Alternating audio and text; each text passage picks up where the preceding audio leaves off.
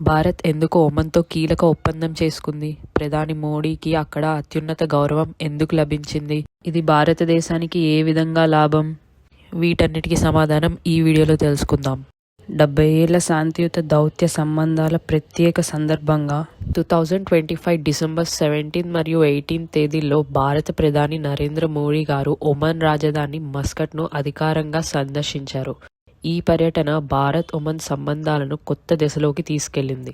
రెండు దేశాల నాయకత్వం మధ్య వాణిజ్యం, పెట్టుబడులు, రక్షణ, సముద్ర భద్రతపై విస్తృత స్థాయి చర్చలు జరిగాయి. ఆర్థిక సహకారం పెంచడం మరియు ప్రాంతీయ స్థిరత్వం బలోపేతం చేయడం వీటి ముఖ్య లక్షణం. భారత్ మరియు ఒమన్ మధ్య ఒక చారిత్రక ఒప్పందం జరిగింది. అదే కాంప్రహెన్సివ్ ఎకనామిక్ పార్ట్నర్షిప్ అగ్రిమెంట్ పై సంతకాలు జరిగాయి. దీనివల్ల భారత్ ఉత్పత్తులకు ఒమన్లో డ్యూటీ ఫ్రీ ప్రవేశం ఉంటుంది. సేవలు, పెట్టుబడుల్లో కొత్త అవకాశాలు ఉంటాయి. ఉద్యోగాలు అండ్ ఆర్థిక వృద్ధి జరుగుతుంది. సిఈపిఏ వల్ల భారత్ నుంచి ఎక్కువగా లాభపడే రంగాలు కనుక చూస్తే ఔషధాలు, వస్త్ర పరిశ్రమ, ఆభరణాలు, ఇంజనీరింగ్ వస్తువులు, బియ్యం, మసాలా, ఆహార ఉత్పత్తులు, ఐటీ అండ్ సాఫ్ట్వేర్ సేవలు, వీటిపై డ్యూటీ తగ్గడంతో భారత్ ఉత్పత్తులు ఒమన్ మార్కెట్లో చౌకగా మారుతాయి.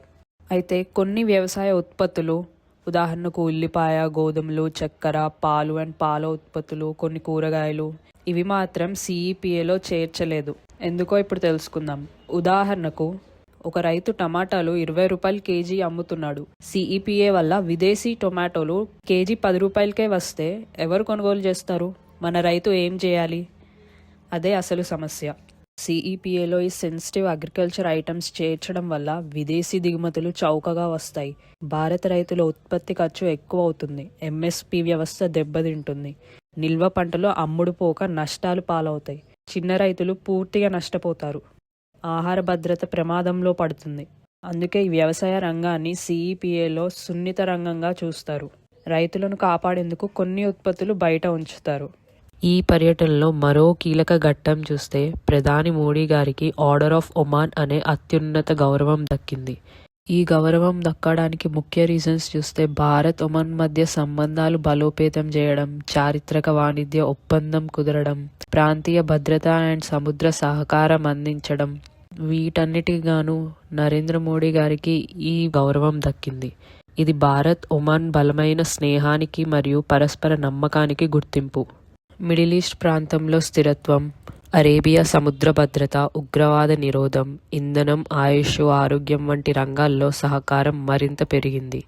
ఒమాన్లో లక్షలాది భారతీయులు నివసిస్తున్నారు. వారి భద్రత, గౌరవం, ఉపాధి అవకాశాలపై ప్రధాని మోడీ ప్రత్యేక దృష్టి పెట్టారు. ప్రజల మధ్య అనుబంధం అంటే పీపుల్ టు పీపుల్ టైస్ మరింత బలపడింది. ఓవరాల్గా చూస్తే ఈ ఒమాన్ ఇండియా సమావేశం కేవలం ఒక దౌత్య పర్యటన కాదు, భవిష్యత్తు దశాబ్దాల పాటు ప్రభావం చూపే వ్యూహాత్మక ఆర్థిక భాగస్వామ్యానికి బలమైన పునాది. ఈ వీడియో ఎక్స్ప్లెనేషన్ కనుక మీకు నచ్చినట్లయితే లైక్ చేయండి. మరిన్ని వీడియోస్ కోసం ఛానల్ సబ్స్క్రైబ్ చేసుకోండి. Thank you.